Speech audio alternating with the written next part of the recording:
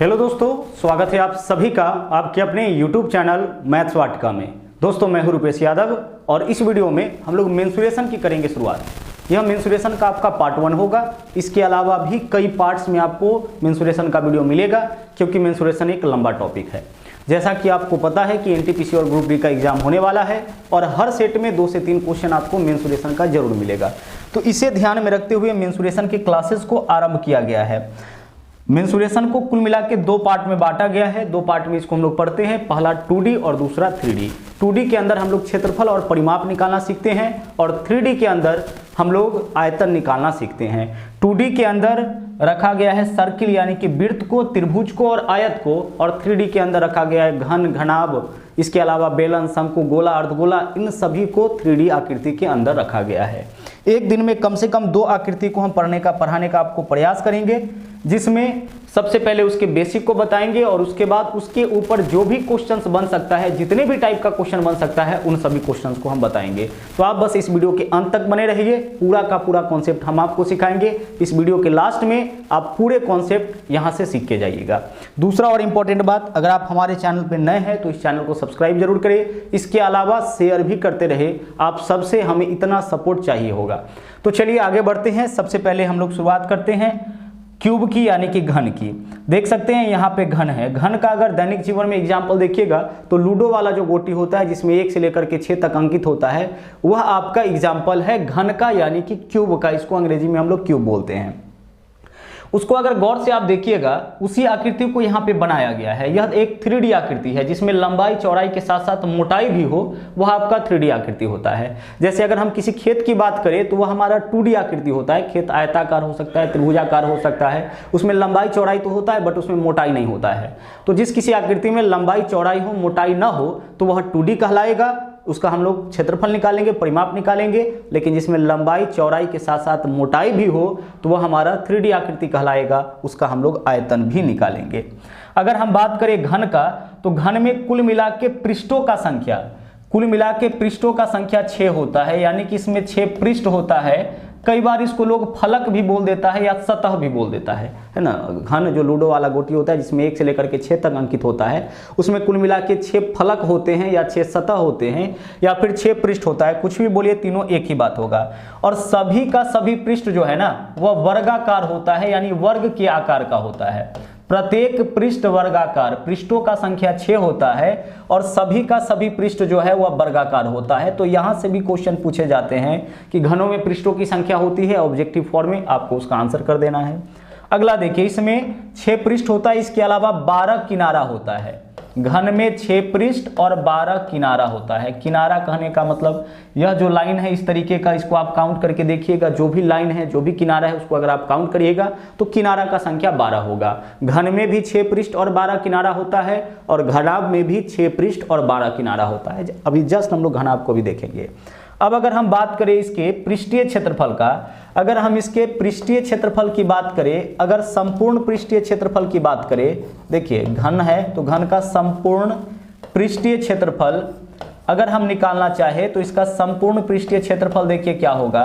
अगर एक पृष्ठ का क्षेत्रफल निकालेंगे तो प्रत्येक पृष्ठ यानी प्रत्येक भुजा का अगर माप a होगा तो क्षेत्रफल एक पृष्ठ का a² हो जाएगा, क्योंकि प्रत्येक पृष्ठ वर्गाकार होता है। तो प्रत्येक पृष्ठ यानी प्रत्येक भुजा का अगर माप हम a मारेंगे तो क्षेत्रफल a² हो जाएगा। और ऐसा कुल मिला के 6 पृष्ठ होता है, इसलिए घन का संपूर्ण पृष्ठीय क्षेत्रफल हो जाएगा 6a²। घन में पृष्ठों का संख्या होता है 6 और प्रत्येक पृष्ठ वर्गाकार, वर्ग का क्षेत्रफल a² और घन के संपूर्ण पृष्ठीय क्षेत्रफल हो जाएगा 6a², क्योंकि ऐसा 6 पृष्ठ होता है।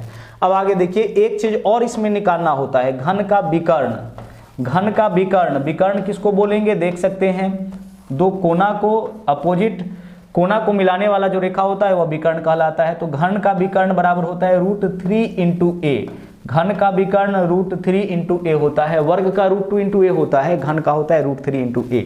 और एक चीज और इसमें आपको निकालना पड़ेगा, वह है आयतन, जिसको हम लोग वॉल्यूम बोलते हैं। आयतन बराबर, घन का आयतन बराबर होता है भुजा का क्यूब। तो अगर भुजा हम a मानते हैं तो आयतन इसका हो जाएगा a क्यूब। तो यह 3 तो आपका बेसिक फॉर्मूला हो गया। इसी फॉर्मूला का यूज करके घन से related each and every question हम लोग सोल्व करेंगे। लेकिन कोई जरूरी नहीं है कि हर बार आपको आयतन सीधे भुजा का माप दे देगा आयतन निकालने के लिए बोलेगा, या भुजा का माप दे देगा संपूर्ण पृष्ठीय क्षेत्रफल निकालने के लिए बोलेगा, या फिर भुजा का माप देके विकर्ण निकालने के लिए बोलेगा। इसके अलावा भी क्वेश्चंस पूछे जाते हैं जिनका डिस्कशन हम लोग करेंगे। लेकिन यह कुछ इंपॉर्टेंट फॉर्मूला है, फॉर्मूला को याद रखना आपके लिए बहुत जरूरी है। घन का संपूर्ण पृष्ठीय क्षेत्रफल क्या होगा, 6a² होगा। चूंकि घन का प्रत्येक पृष्ठ वर्गाकार होता है, वर्ग का क्षेत्रफल a², पृष्ठों का संख्या 6, इसलिए 6a²। घन के विकर्ण की लंबाई जब भी निकालना होगा तो √3 गुणे भुजा करेंगे, यानी भुजा का माप जो भी होगा उसमें √3 से गुणा करेंगे तो घन का विकर्ण निकल जाएगा। और अगर हम क्यूब कर दे, अगर हम भुजा का क्यूब कर दे तो हमें आयतन मालूम हो जाएगा।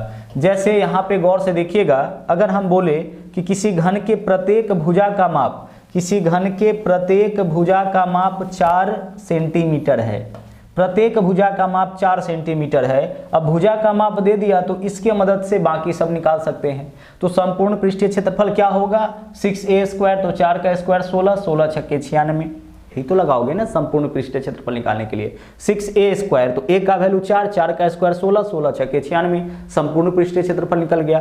अगर हम बात करें विकर्ण का तो √3 गुणे a का वैल्यू 4 है तो √3 गुणे 4 यानी कि 4√3 इसके विकर्ण का माप हो गया। अगर हम बोले इसके आयतन, तो भुजा का माप a है तो आयतन 4 का क्यूब यानी कि कितना हो जाएगा, 64 है ना। जब भी आप क्यूब करिएगा, भुजा का क्यूब करिएगा तो इससे क्या निकल जाएगा, आयतन। तो भुजा अगर 4 है तो आयतन क्या होगा, 4 का क्यूब। लेकिन कई बार क्वेश्चन में क्या करता है ना कि उल्टा कर देता है, आयतन दे देगा। एक घन का आयतन 216 घन मीटर है, एक घन का आयतन कितना है, 216 घन मीटर। अब आप बताओ कि इसके भुजा का माप क्या होगा। तो 216 सोचो जरा सा कि किसका क्यूब करने पर 216 आता है ना, 216 किसके क्यूब करने पर आता है। तो ऐसा संख्या है आपका 6, यानी इसके भुजा का माप कितना हो जाएगा, 6 हो जाएगा। तो भुजा का माप दे आयतन पूछे तो क्यूब करेंगे, और अगर आयतन दे के भुजा का माप पूछे तो इसका हम लोग घनमूल कर लेंगे। क्या करेंगे, घनमूल करेंगे। 216 का घनमूल होता है 6, 729 का घनमूल होता है 9, 512 का घनमूल होता है 8, 1000 का घनमूल होता है 10। यह सब बात छोटी छोटी बातें आपको पता होनी चाहिए। तो आयतन अगर 216 है तो इसके भुजा का माप कितना हो जाएगा, 6 हो जाएगा।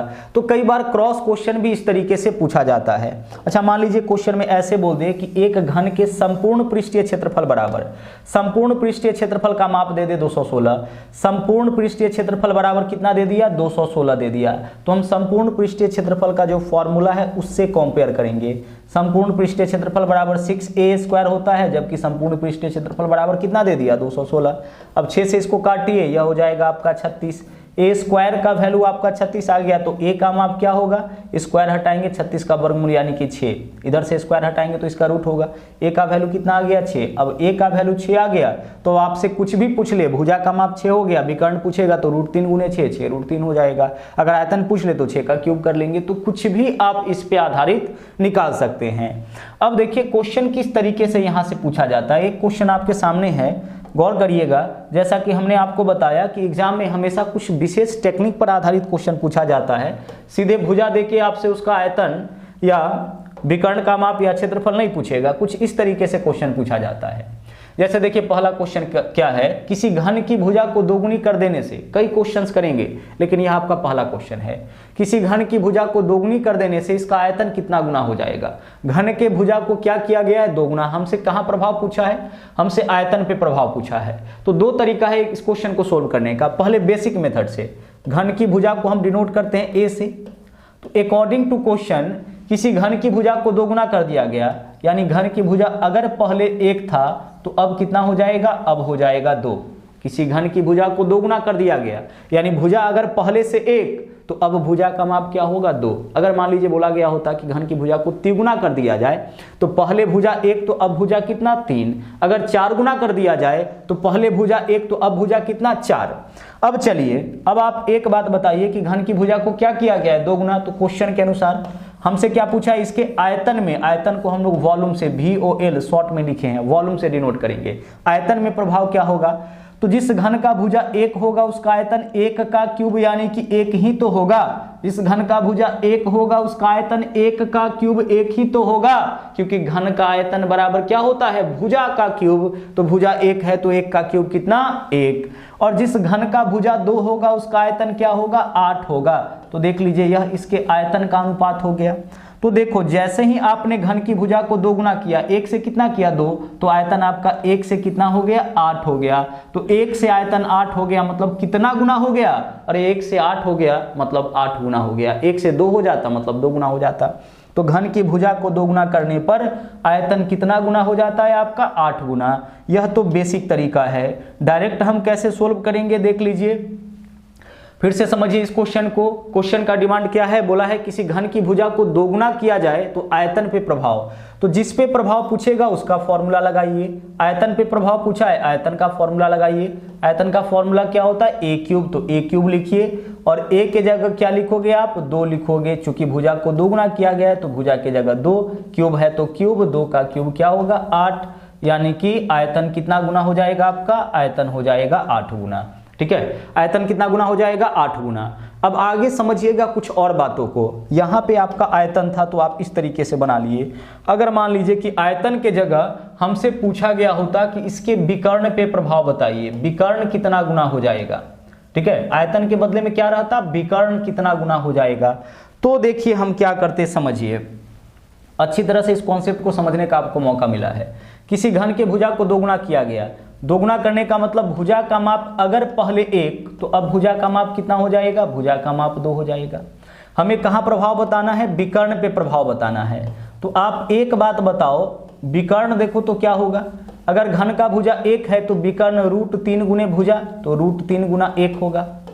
अब घन का भुजा 1 तो आयतन विकर्ण तो यही होगा, और अगर घन का भुजा 2 है तो विकर्ण √3 गुना 2 यही होगा ना जी, √3 गुना 2 हो जाएगा। देख लीजिए, अगर घन का भुजा 1 तो विकर्ण √3 गुने भुजा, अगर घन का भुजा 2 तो विकर्ण इतना हो जाएगा। ठीक है, घन की भुजा को 2 गुना यानी पहले 1 तो अब 2, तो पहले विकर्ण इतना अब विकर्ण इतना। अच्छा, अनुपात का मतलब बट्टा होता है, तो दोनों में √3 है तो √3 से √3 कैंसिल हो जाएगा, यानी हमेशा दोनों में जो भी होगा वह तो आपस में कैंसिल हो जाएगा। तो यहाँ पे क्या आया, विकर्ण में 1:2 का अनुपात आया। कहने का मतलब जो घन के भुजा का अनुपात होगा वही इसके विकर्ण का भी अनुपात होगा। घन के भुजा में और विकर्ण में अनुपात में कोई बदलाव नहीं आएगा। जो घन के भुजा में, घन की भुजा को 2 गुना करेंगे तो विकर्ण भी क्या होगा, 2 गुना। घन की भुजा को 4 गुना करेंगे तो विकर्ण भी क्या होगा, 4 गुना। अब आते हैं अगले क्वेश्चन के ऊपर। अगला क्वेश्चन देखिए क्या है, ध्यान से इसी क्वेश्चन को समझिए। अगर मान लीजिए कि इसके पृष्ठीय क्षेत्रफल, क्या बोला जाए, इसके संपूर्ण पृष्ठीय क्षेत्रफल में क्या प्रभाव होगा, पृष्ठीय क्षेत्रफल में प्रभाव बताइए। तो गौर से देखिए, घन की भुजा को क्या किया गया है, 2 गुना, यानी भुजा पहले से अगर 1 तो नया भुजा क्या हो जाएगा, 2, भुजा 2 गुना हो गया। बिल्कुल आराम से कंप्लीट कॉन्सेप्ट को आप समझिए। अब हमें बताना है इसके पृष्ठीय क्षेत्रफल में, घन के पृष्ठीय क्षेत्रफल में। तो आप एक बात बताओ कि अगर भुजा 1 है तो पृष्ठीय क्षेत्रफल 6 गुना 1 का स्क्वायर होगा। 6 गुना क्या होगा, 1 का स्क्वायर, 6a², यही तो होता है ना। तो 6 गुने 1 का स्क्वायर 1 इंटू, इधर देखिए ना 1 का स्क्वायर, इधर देखिए अगर भुजा 2 है तो क्षेत्रफल क्या होगा, 6 गुने 2 का स्क्वायर। अब आप गौर से देखोगे ना तो पता चलेगा कि 6 इसमें भी है, 6 इसमें भी है, तो 6 से तो 6 कट जाएगा चूंकि अनुपात है। अब 1 का स्क्वायर 2 का स्क्वायर, तो 1 का स्क्वायर कितना, 1 का स्क्वायर कितना हो जाएगा आपका 1, और अनुपात 2 का स्क्वायर क्या हो जाएगा, 4, यानी क्षेत्रफल 1 से 4 हो गया, मतलब कितना गुना हो गया, क्षेत्रफल 4 गुना हो गया। अब गौर से इस बात को आप समझिएगा, अगर आपने भुजा को 2 गुना किया तो क्षेत्रफल कितना गुना हो जा रहा है, क्षेत्रफल आपका 4 गुना हो जा रहा है। तो बड़े ध्यान से इस बात को सुनिएगा कि भुजा को अगर आप 2 गुना करिएगा तो आयतन क्यूब गुना हो जाएगा। भुजा को अगर x गुना तो आयतन x क्यूब हो जाएगा, लेकिन भुजा को अगर x गुना करेंगे तो क्षेत्रफल x स्क्वायर गुना। क्षेत्रफल हमेशा स्क्वायर में बढ़ेगा और आयतन हमेशा क्यूब के रूप में बढ़ेगा। अच्छा, कई बार क्या करता है कि रिवर्स में क्वेश्चन आपका इस तरीके से पूछ देता है कि मान लीजिए कि 2 घनों के आयतन में, वॉल्यूम में 2 घनों के आयतन में 27:8 का अनुपात। अब देखो यह रेशियो किसका है, 27:8 का है ना। 27:8 का अनुपात है 2 घनों के आयतन में। तो आयतन का अनुपात दिया है और आपसे पूछेगा कि इसके क्षेत्रफल का अनुपात बताइए। तो क्षेत्रफल का अनुपात कैसे निकालेंगे? तो देखो आयतन का घनमूल करेंगे तब तो भुजा निकलेगा, क्षेत्रफल तो नहीं निकला, लेकिन जैसे ही भुजा निकला आप इसका स्क्वायर कर दीजिएगा तो क्षेत्रफल भी निकल गया। अनुपात आयतन का घनमूल करेंगे तो भुजा, भुजा कितना हो जाएगा 2, और भुजा का स्क्वायर कर देंगे तो क्षेत्रफल, क्योंकि क्षेत्रफल स्क्वायर गुना, अरे आप 6 यहाँ भी लगाओगे यहाँ भी लगाओगे तो 6 से 6 तो कट जाएगा ना, तो 3 का स्क्वायर कितना हो जाएगा 9, और 2 का स्क्वायर कितना हो जाएगा 4, यानी आयतन में 27:8 का अनुपात, तो भुजा में 3:2 का अनुपात और क्षेत्रफल में 3 का स्क्वायर यानी कि 9, और तो क्षेत्रफल में 3 का स्क्वायर 9 और 2 का स्क्वायर यानी 4, तो 9:4 का अनुपात। भुजा में 3:2 का अनुपात, तो क्षेत्रफल में तो फिर यह अनुपात हो जाएगा। तो तीनों में से कोई एक अनुपात होगा, बाकी का कोई 2 आपसे पूछा जा सकता है। आप उन क्वेश्चंस को इसके मदद से बना सकते हैं, ठीक है। चलिए, तो घन के आकार का आपका कोई कमरा भी हो सकता है, कोई भी आकृति आपका घन के आकार का हो सकता है। तो अभी आपने देखा घन को, अब बारी है अगला। पहले हम लोग घनाभ को भी देख लेते हैं, फिर आगे बढ़ेंगे। अगला है हमारा घनाभ, इसको हम लोग बोलते हैं क्यूबॉइड। क्यूबॉइड यानी कि घनाभ। घन में लंबाई चौड़ाई ऊंचाई सब आपस में बराबर होता है, लेकिन घनाभ में लंबाई चौड़ाई और ऊंचाई सब अलग अलग होता है। जैसे ही लंबाई चौड़ाई ऊंचाई सब अलग अलग हो तो वह आकृति कन्वर्ट हो जाएगा घनाभ में। कोई कमरा आपका घनाभ के आकार का हो सकता है, ईंट आपका घनाभ के आकार का होता है, माचिस का डब्बा आपका घनाभ के आकार का हो सकता है, घनाभ के आकार का होता है, और बहुत सारी चीजें हैं जो घनाभ के आकार का होता है। तो सबसे बेस्ट एग्जांपल है कि हम किसी कमरे को ही ले लेते हैं। एक कमरा, पूरे कमरे की अगर बात करें तो वह घनाभ के आकार का होता है। अब इसमें भी पृष्ठों का संख्या कितना होगा? तो यहां भी पृष्ठों का संख्या 6 और 12 किनारा होगा। पृष्ठों का संख्या 6 और किनारा 12 होगा। घन में प्रत्येक पृष्ठ वर्गाकार, लेकिन घनाभ में प्रत्येक पृष्ठ क्या होता है? आयताकार। 6 पृष्ठ होगा और सबका सब पृष्ठ क्या होगा? आयताकार होगा, लेकिन हमेशा 2 पृष्ठ एक जैसा होगा। जैसे अगर यहाँ पे एक कमरा है, हम इस कमरे की बात करें तो देखिए कुल मिला के कितना इसमें सतह होगा? एक फर्श होगा, एक छत होगा, दोनों एक जैसा। फर्श, जितना फर्श का जो क्षेत्रफल होगा, लंबाई चौड़ाई होगा, उतना ही छत का क्षेत्रफल होगा, ठीक है, उतना ही छत का लंबाई चौड़ाई होगा। तो फर्श और छत एक जैसा, बाएं तरफ और दाहिने तरफ का दीवार एक जैसा, और आमने सामने का दीवार एक जैसा। तो कुल मिला के 6 सतह है, ठीक है, जिसमें से प्रत्येक 2 सतह जो है बिल्कुल एक जैसा है। प्रत्येक पृष्ठ इसमें क्या होता है? प्रत्येक पृष्ठ इसमें होता है आपका आयताकार। तो इसका संपूर्ण पृष्ठीय क्षेत्रफल, किसी भी घनाभ का या किसी कमरे का संपूर्ण पृष्ठीय क्षेत्रफल, अगर हमें संपूर्ण पृष्ठीय क्षेत्रफल निकालना होगा ना, तो हम फॉर्मूला देखो क्या यूज करेंगे। फॉर्मूला यूज करेंगे 2 इंटू लंबाई गुने चौड़ाई, LB plus BH plus LH, LB plus BH plus LH। देख लीजिए, यह आपका हो गया लंबाई, यह आपका हो गया चौड़ाई, और यह हो गया ऊंचाई। अगर हम किसी कमरे की बात करें तो लंबाई गुने चौड़ाई, फर्श का क्षेत्रफल, और ऐसा ऐसा 2 बार आएगा, एक ऊपर एक नीचे, इसलिए 2 इंटू L गुने B। उसी तरह से किसी एक दीवार की बात करें तो BH हो जाएगा, दूसरे दीवार की बात करें तो LH हो जाएगा। तो यही कारण है कि कमरे के पूरे कमरे का संपूर्ण पृष्ठीय क्षेत्रफल होता है 2 into LB plus BH plus LH। 3 दीवार है ना, 3 टाइप का आपका फलक होगा। कुल मिला के 6 फलक है, लेकिन 2 फलक हमेशा एक जैसा, एक लंबाई गुने चौड़ाई, एक चौड़ाई गुने ऊंचाई, और एक लंबाई गुने ऊंचाई।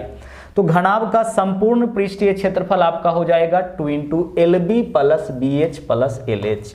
और सबसे इंपॉर्टेंट देखिए, घनाभ का अगर हम विकर्ण की बात करें, विकर्ण देख सकते हैं यहाँ पे, विकर्ण की बात करें तो यह हो जाएगा √L स्क्वायर, यानी लंबाई का स्क्वायर प्लस चौड़ाई का स्क्वायर प्लस ऊंचाई का स्क्वायर।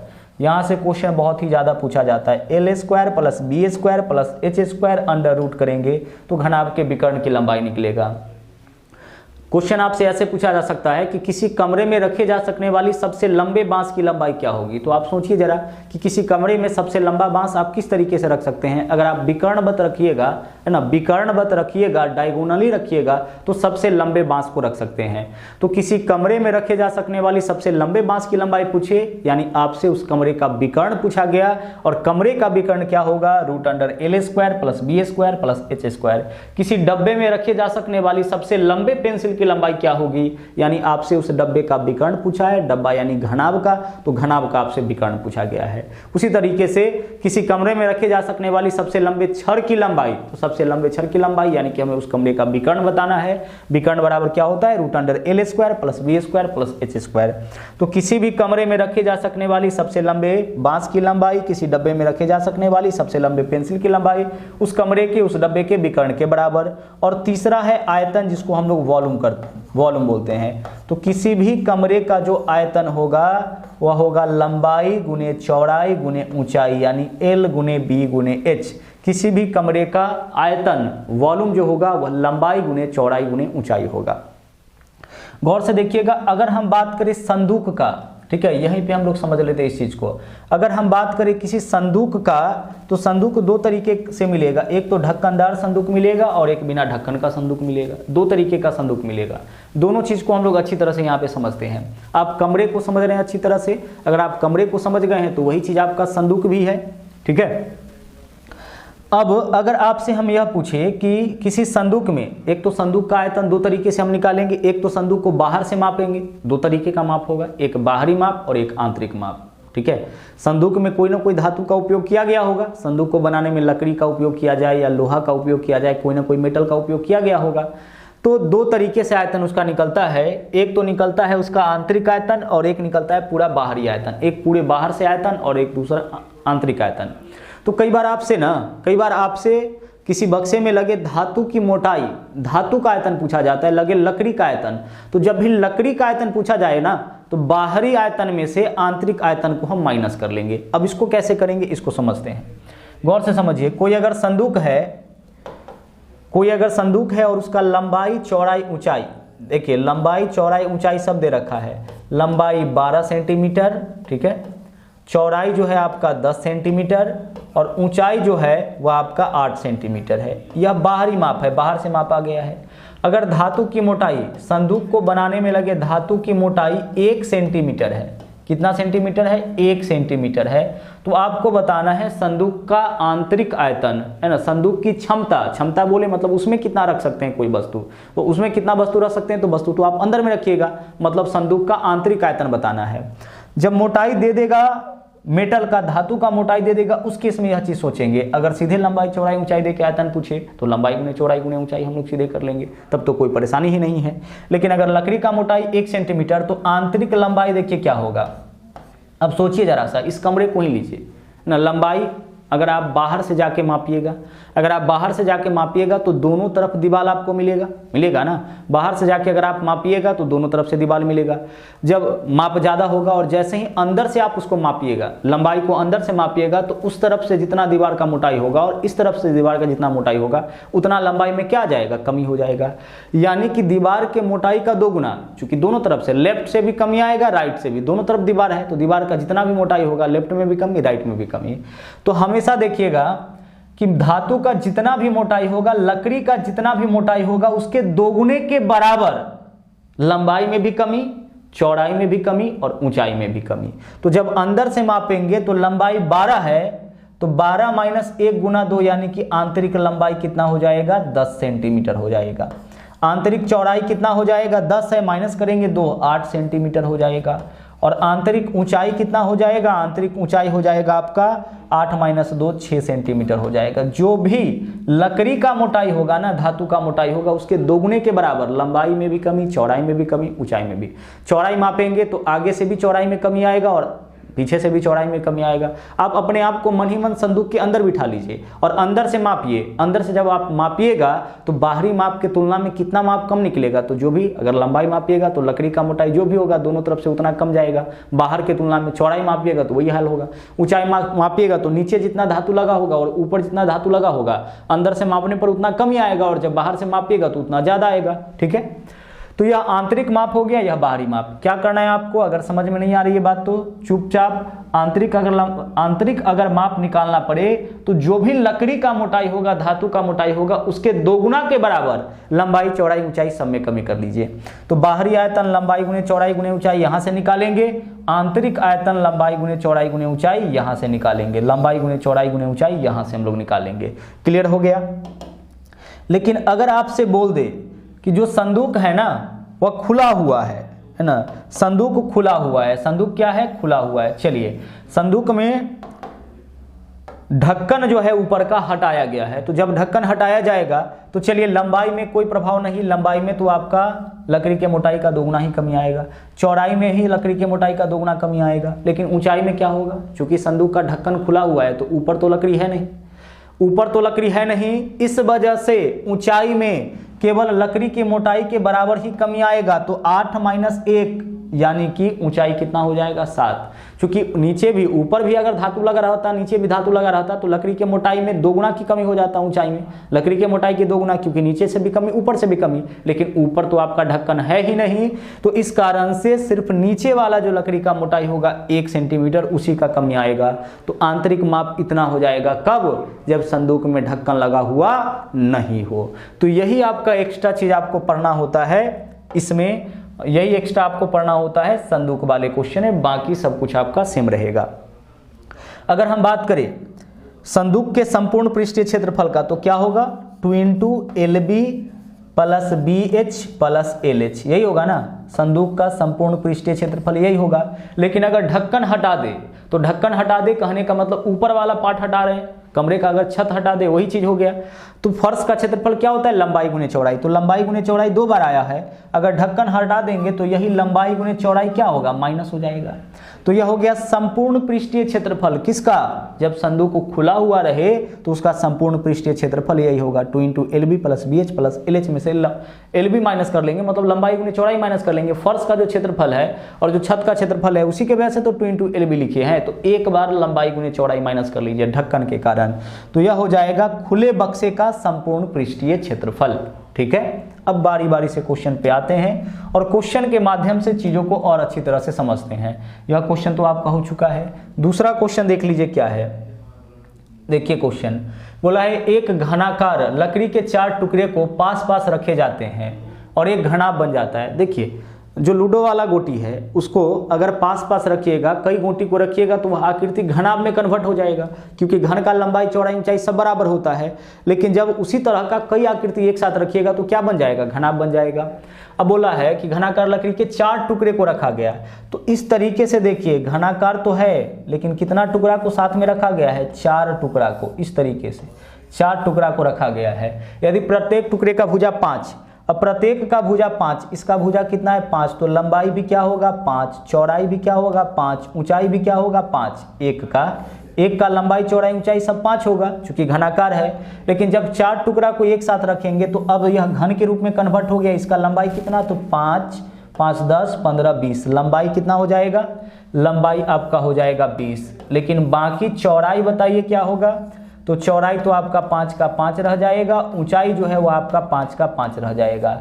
जब आप घनाकार कई चीज़ों को एक साथ रखिएगा तो उस केस में क्या होगा, सिर्फ लंबाई ही तो बढ़ेगा ना, चौड़ाई और जो इसका ऊंचाई होगा मतलब मोटाई होगा वह तो पहले जितना ही रहेगा, क्योंकि आप सटा के लगातार रखे हैं। सिर्फ लंबाई बढ़ेगा, लंबाई कितना बढ़ेगा, तो 4 टुकड़ा रखे हैं तो 4 गुना के बराबर, एक टुकड़ा का लंबाई 5 तो 5 चौके 20, लंबाई 20, चौड़ाई 5 और ऊंचाई 5।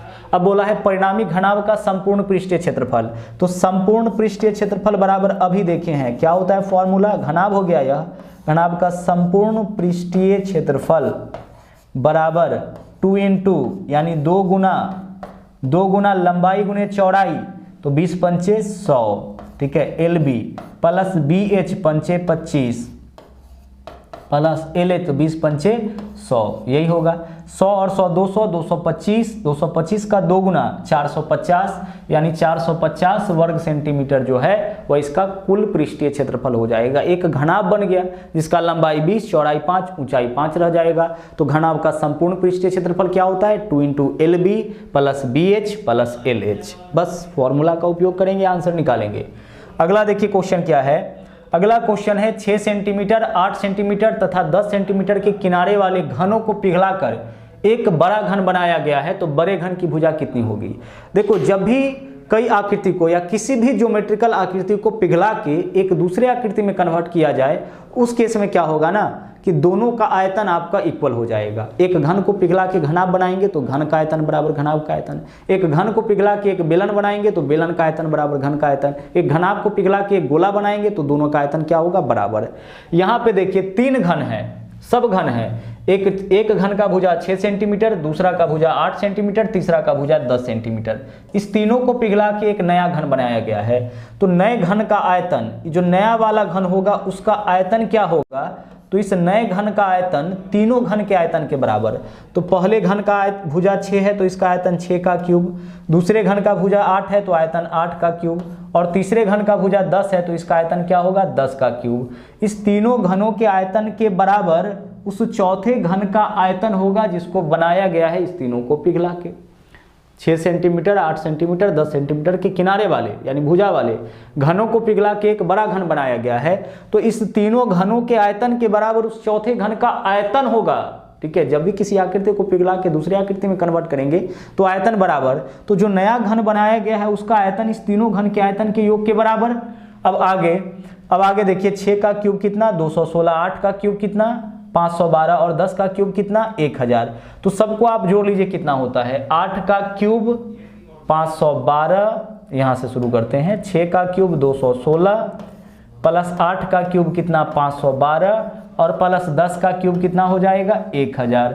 इन सबको आप जोड़िए कितना आता है 1728। तो 1728 क्या बना, 1728 हो गया हमारा नया घन का आयतन। तो नए घन का आयतन अगर 1728 है तो नए घन की भुजा क्या होगा, तो आयतन का घनमूल करेंगे भुजा निकल जाएगा। तो 1728 का घनमूल क्या होगा 12।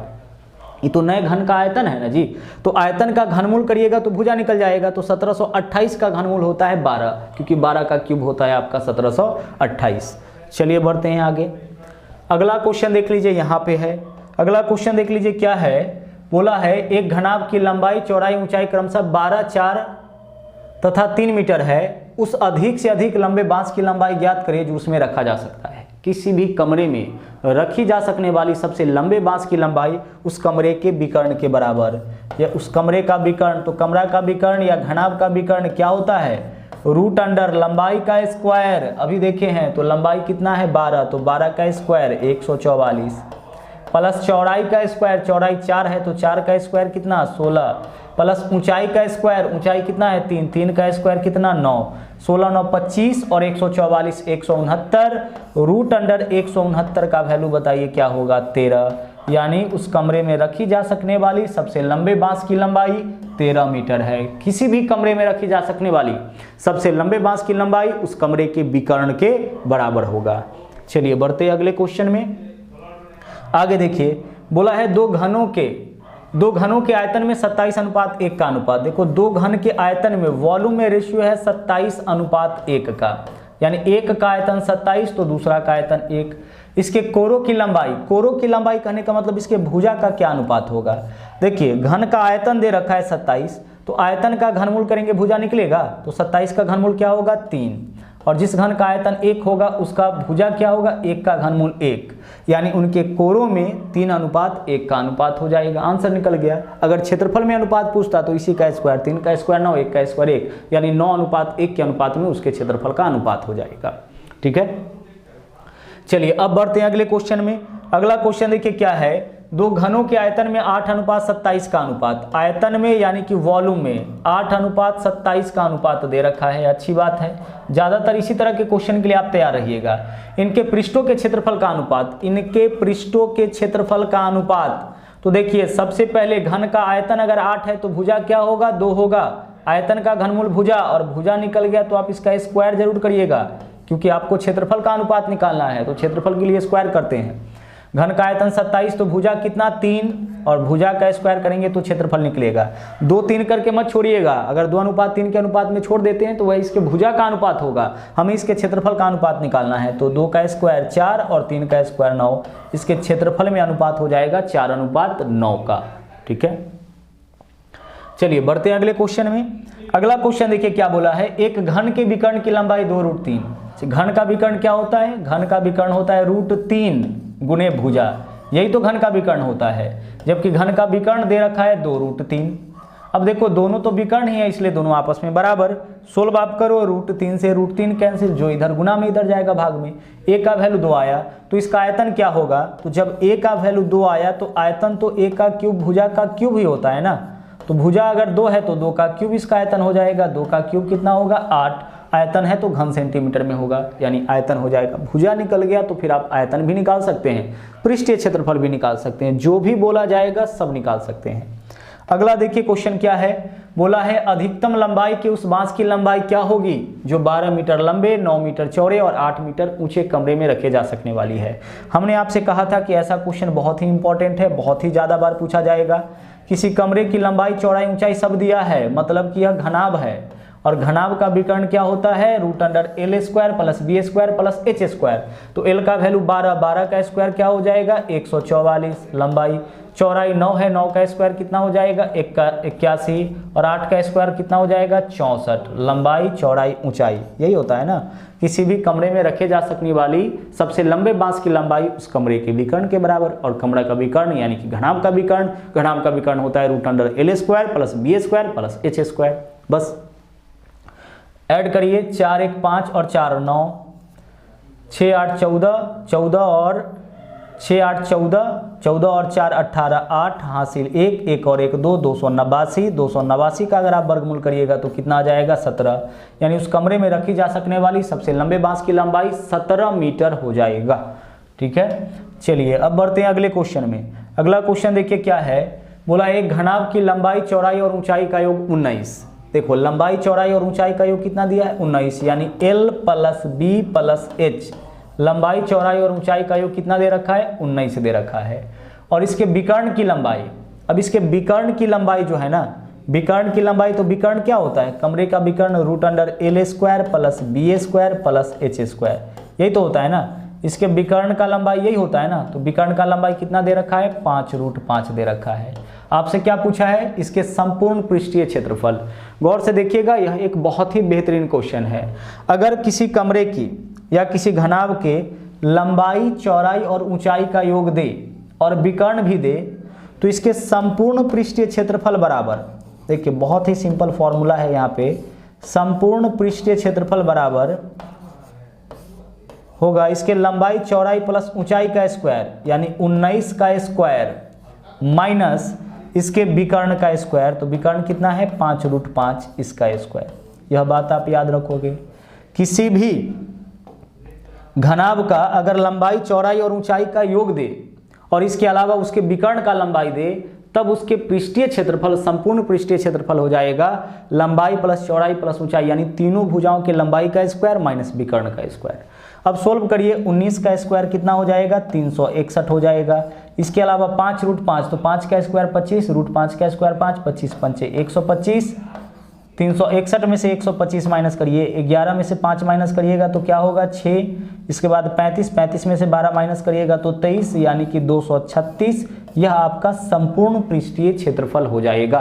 तो एक नया तरीका यहाँ पे आपने सीखा कि संपूर्ण पृष्ठीय क्षेत्रफल अगर लंबाई, चौड़ाई प्लस ऊंचाई तीनों दे और इसके अलावा विकर्ण दे, तो इसके वर्ग में से इसके वर्ग को माइनस करिएगा, तो इस तरीके से आपको संपूर्ण पृष्ठीय क्षेत्रफल बहुत ही आसानी से निकल जाएगा। ठीक है, चलिए आगे बढ़ते हैं।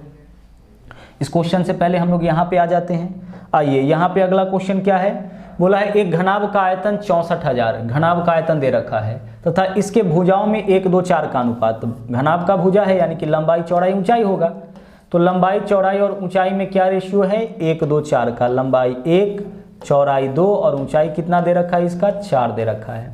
अब प्रत्येक में x लगा लीजिए, लंबाई 1x, चौड़ाई 2x और ऊंचाई 4x, क्योंकि अनुपात सिंपलेस्ट फॉर्म होता है। यह काटने के बाद इतना आया है तो पहले कितना गुना रहा होगा नहीं मालूम, तो सब में हम x लगा दिए। लंबाई इतना, चौड़ाई इतना, ऊंचाई इतना। अब बोला इसका आयतन, तो आप आयतन निकालो। लंबाई 4 दूना 8 में से 8 में 1 से गुना करेंगे तो 8 x गुने x गुने x x क्यूब, यही तो होगा ना। लंबाई गुना चौड़ाई गुना ऊंचाई सबको आपस में गुना करिए। 4 दूना 8 में 1 से गुना करेंगे 8 और x में x को 3 बार गुना करेंगे x क्यूब, तो आयतन हो जाएगा 8x क्यूब, जबकि आयतन दे रखा है कितना 64,000। ठीक है, 8 इधर गुना में इधर आएगा तो भाग में 8 8 64, यानी कि 8000। और 8000 का घनमूल x क्यूब का वैल्यू 8000 है, तो x का वैल्यू तो आपका 20 ही होगा, क्योंकि 8000 का घनमूल करेंगे तो 8 का घनमूल 2 और 3 जीरो का घनमूल करेंगे तो 1 जीरो। अब बोला है सबसे बड़ी भुजा, तो जिसके साथ 4 लगा होगा वही तो सबसे बड़ी भुजा होगा ना। 1x 2x 4x, x का वैल्यू 20 तो 4x का वैल्यू 20 चौके 80, यानी सबसे लंबी भुजा हो जाएगी 80 सेंटीमीटर। ठीक है, चलिए अब आ जाते हैं हम लोग चलिए आगे भी एक क्वेश्चन है, इस क्वेश्चन को देख लीजिए क्या है। यहाँ पे बोला है एक घनाभ का आयतन एक घन के आयतन का दोगुना, एक घनाभ का आयतन एक घन के आयतन का दोगुना। तो घनाभ का आयतन क्या होता है, घनाभ का आयतन होता है, बोला एक घनाभ का आयतन, तो घनाभ का आयतन होता है लंबाई गुने चौड़ाई गुने ऊंचाई, और घन का आयतन क्या होता है, a क्यूब होता है। तो जो घनाभ का आयतन है ना वह घन के आयतन का दोगुना है, ऐसा प्रश्न में बोल रखा है, जो बोला है हम कर दिए। एक घनाभ का आयतन एक घन के आयतन का दोगुना। यदि घनाभ की विमाएं यानी घनाभ की भुजा 9, 8 और 6, तो लंबाई के जगह 9, चौड़ाई के जगह 8 और ऊंचाई के जगह 6। घनाभ की विमा दिया है यानी घनाभ का भुजा दे रखा है। तो घन का संपूर्ण पृष्ठीय क्षेत्रफल तो a क्यूब और इंटू 2 है तो 2 रहने दीजिए। घनाभ के भुजा का माप दिया है, 2 से काटिए, इस तरफ 2 तिया 6 हो जाएगा। आगे देखिए a क्यूब का वैल्यू 9 तिया 27 8 216, 216 किसका वैल्यू है, a क्यूब का। तो a क्यूब का वैल्यू 216 है, तो a का माप 216 का घनमूल यानी कि 6, तो a का माप आपका हो गया 6। तो घन के प्रत्येक भुजा का माप, a क्या माने थे, घन के प्रत्येक भुजा, तभी तो a क्यूब किए थे। तो घन के प्रत्येक भुजा का माप a, तो बोला है इसका संपूर्ण पृष्ठीय क्षेत्रफल। तो आप बताइए कि घन का संपूर्ण पृष्ठीय क्षेत्रफल क्या होता है, 6a स्क्वायर। तो 6 है तो 6, a के जगह 6 तो 6 का स्क्वायर 36, 36 छके 216, यानी इसका संपूर्ण पृष्ठीय क्षेत्रफल क्या होगा, 216 हो जाएगा। इस रिलेशन से, इस संबंध से हमें a का मान पता चल गया। a का मतलब घन का एक भुजा पता चल गया 6, और घन का एक भुजा पता चल गया तो घन का संपूर्ण पृष्ठीय क्षेत्रफल होता है 6a स्क्वायर। घन है ना 6a स्क्वायर, घनाभ होता है तो 2 × LB + BH + LH करते, घन है। चलिए आगे बढ़ते हैं। चलिए यहाँ तक हो चुका है। अब हम लोग आ जाते हैं पीछे, जो आपका एक क्वेश्चन यहाँ पे बच रहा था, इस क्वेश्चन को देख लेते हैं। आराम से आप इस क्वेश्चन को समझिएगा। बोला है लकड़ी का एक खुला बक्सा है 3 सेंटीमीटर मोटा।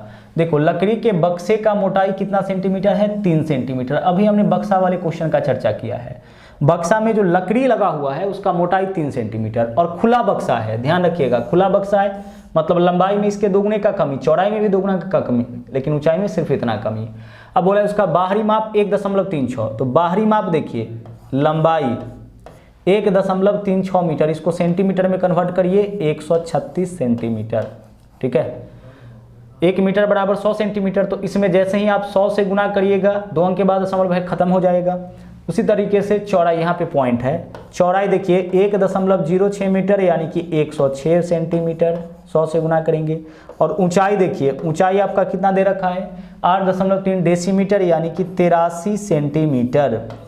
1 डेसीमीटर बराबर 10 सेंटीमीटर, 10 से गुना करेंगे तो 83 सेंटीमीटर हो जाएगा। तो लंबाई चौड़ाई ऊंचाई सब निकल गया, यह है इसका बाहरी माप। अब इसका आंतरिक माप आप निकालिए, ठीक है। क्या निकालना है, इसका आंतरिक माप। अब आंतरिक लंबाई बताइए क्या होगा।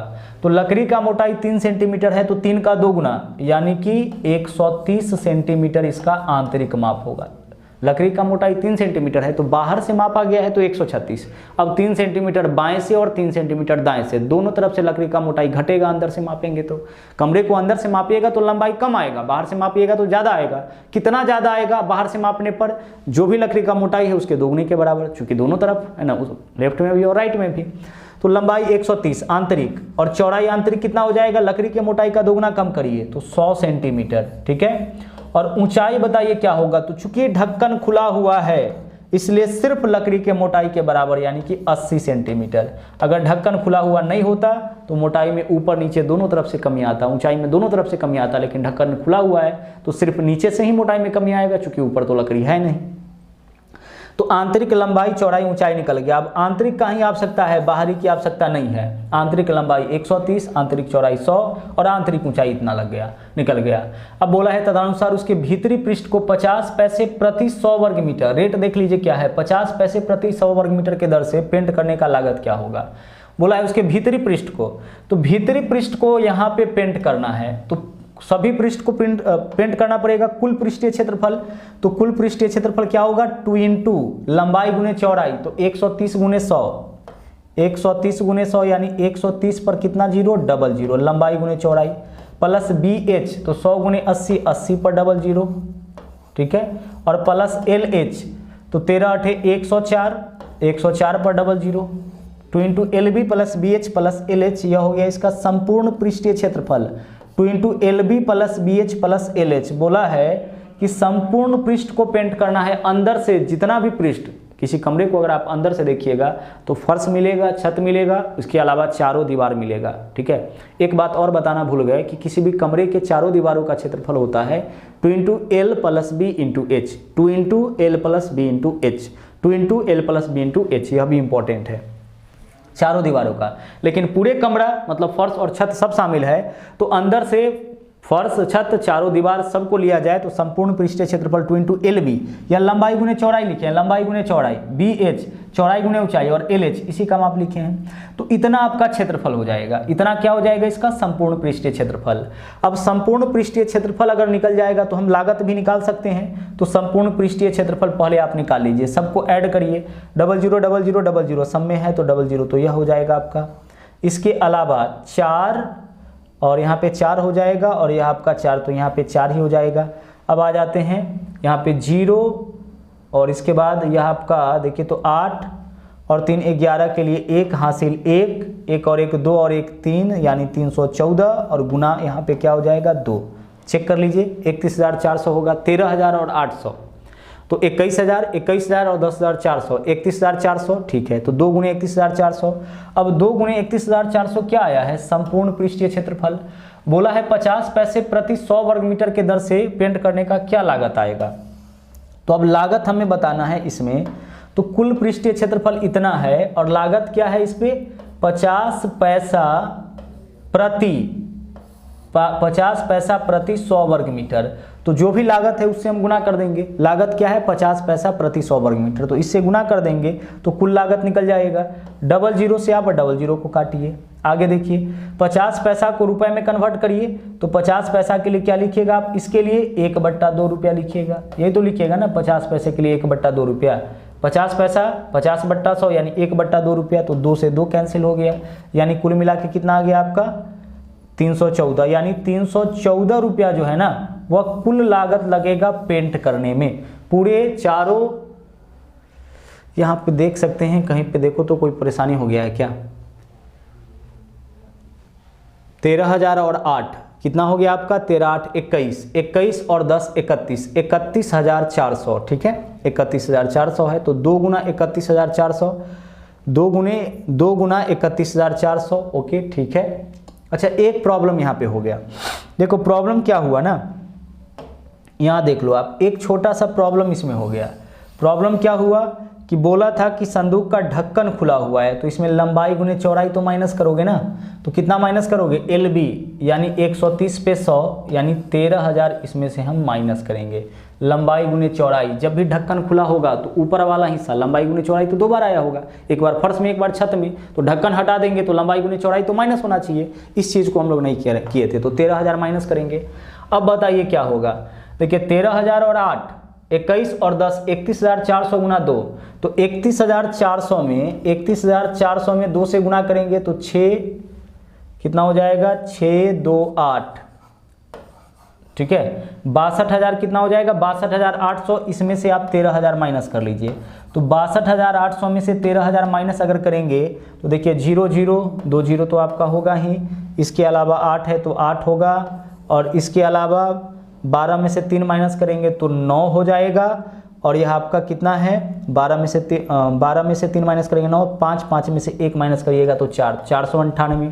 यह आपका संपूर्ण पृष्ठीय क्षेत्रफल हो गया 498 पर 00। ठीक है, अब यहाँ से देखिए 100 रुपये, यहाँ पे 50 पैसा प्रति 100 वर्ग मीटर कुल लागत अब निकालेंगे। 50 पैसा प्रति 100 वर्ग मीटर के दर से लागत क्या होगा? तो बट्टा में 50p गुना 100। अब सोल्व करिए, 00 से 00 कैंसिल। 50 पैसा के लिए आप क्या लिख सकते हैं? 1/2 रुपया लिख सकते हैं। 2 से आप इसको काट लीजिए, 2 दूना 4 हो जाएगा, 2 चौके 8 हो जाएगा, 2 9 18 हो जाएगा, यानी कुल लागत आपका 249 रुपये हो जाएगा। पहले हम क्षेत्रफल निकालेंगे और क्षेत्रफल में 50 पैसा प्रति 100 वर्ग मीटर है, तो 50 पैसा प्रति 100 से हम लोग गुना कर लेंगे, कुल लागत हमारा निकल जाएगा।